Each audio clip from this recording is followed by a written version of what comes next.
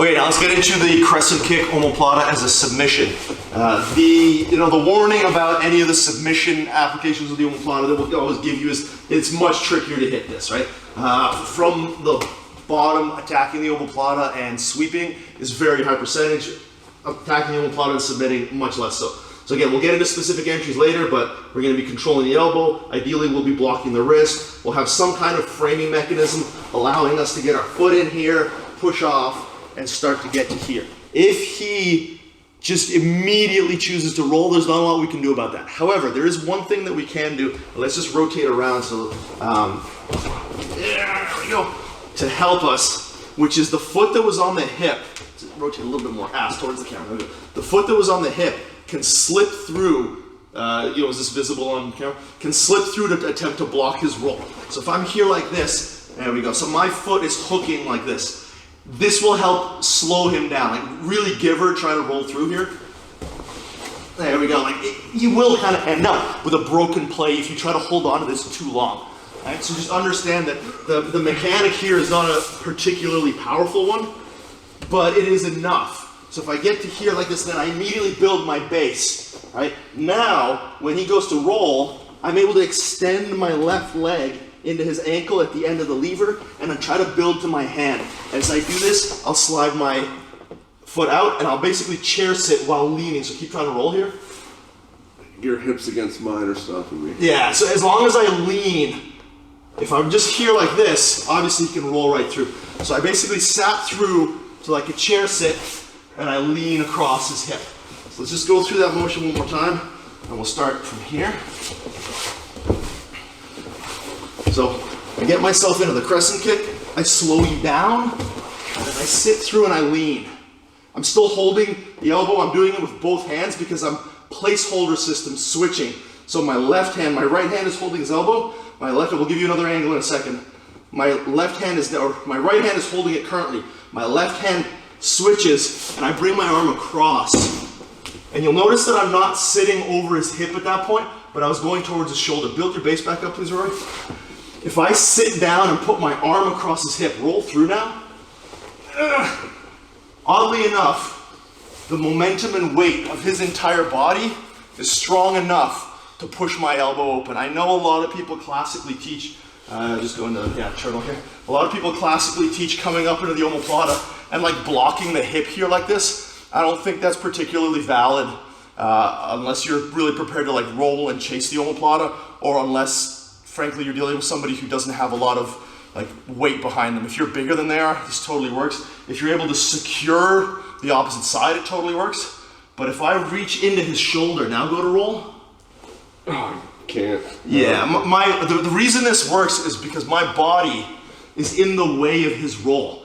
So he's not able to generate enough, like he's not able to overcome inertia enough to generate a roll that's going to displace my entire torso. And hopefully your chest weighs a fair bit more than your arm. If not, you are jerking off way too much and taking way too much steroids.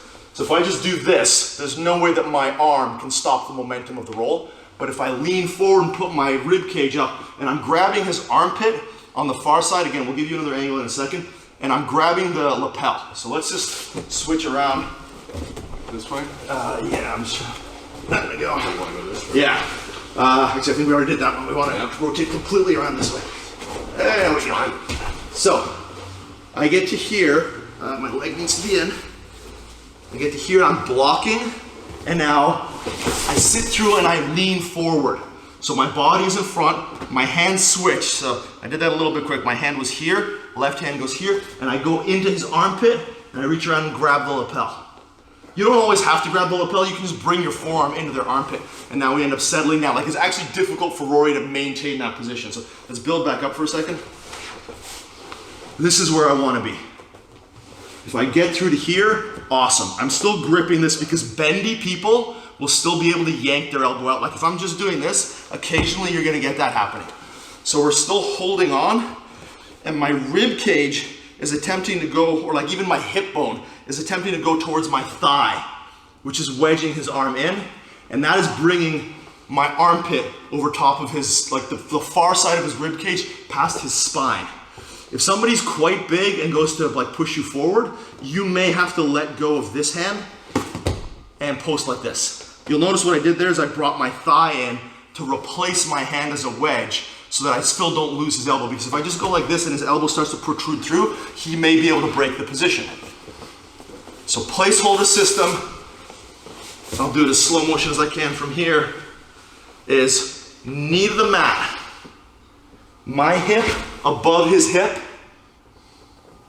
switching my hand as I switch my leg and my hip, leaning forward on him. Now we can apply the submission. So Rory's just gonna lay here while I give it to him. I'm gonna curl my heel in, and I'm going to take my right hip bone and try to place both my, like first my right knee and then my right hip towards the mat by pushing off of my left foot. All right? My thigh here, like the outside of my, like it's called the IT band, here by the side of my knee, is pressing down against the shoulder, immobilizing it. So one thing that I find people kind of have trouble with is they come forward like this. Yeah, I got more room there. There's tons of range of motion there. If you got really bendy folks, they will eat this. But if I drive my weight, and this is not super visible, but I'm driving my weight down through my knee to pin his shoulder, and then I'm leaning forward. It really again, we always talk about with submissions, we're taking the slack out of the joint. So my hamstring is going to be pressing slightly outwards to my left. My right, the side of my knee, the outside of my knee, is pressing down. So just that motion without, and I haven't even lifted my butt off the ground. But if I lift my butt off the ground, you can see how much I had to move before he tapped because of all the slack that's in there. So the tension is here, we're separating his arm from his body and then pinning it to the ground, and then a very slight forward motion will get you your tap. So just applying the same braking mechanics ideas that we always utilize, which is taking the slack out of the joint, having an extension and a rotation component with a good series of wedges backed up by a very strong base. If I'm here like this and just trying to lean forward, it's totally different than if I'm here like this and I'm on my elbow gripping the lapel and my knee is going down and across as I drive forward. There's a ton of power and there's a ton of stability, right? So we want stability and mobility to generate explosive force. If I run my shoulder, I don't have enough mobility here, even though I'm very stable. So this is really good, like the elbow is always a good compromise between stability and mobility. This is super mobile, but it's not as stable. So I'm gonna lay my elbow on the mat, I'm gonna drive my hips forward, but forward through the wrist. So it's not even so much that I'm lifting, it's that I'm bringing my hips forward while dragging the elbow away from the body and internally rotating the shoulder.